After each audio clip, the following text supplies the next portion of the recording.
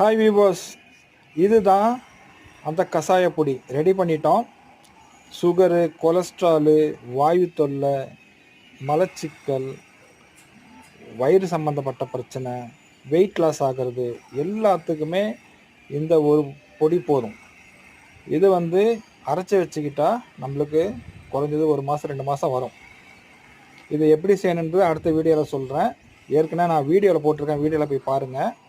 ஷார்ட்ஸில் நான் போடுறேன், அப்புறம் போடுவேன்.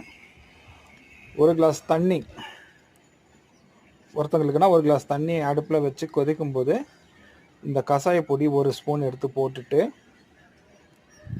அதில் நம்ம தேவைன்னா பனவெல்லம் போட்டுக்கலாம். நல்லா சுத்தமான தேன் இருந்தால் 1 ஸ்பூன் தேன் போதும். போட்டு கொதிச்சதும் வடிகட்டி குடிக்க வேண்டியதான். இந்த ஸ்பூன் 1 ஸ்பூன் போட்டாச்சு.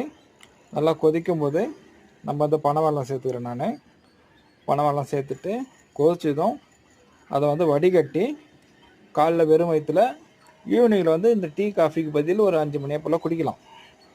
இது ரொம்ப நல்லது, எஃபெக்டிவ், நேச்சுரலு, எல்லாமே நம்ம கிச்சனில் யூஸ் பண்ணுற பொருளுங்க தான்.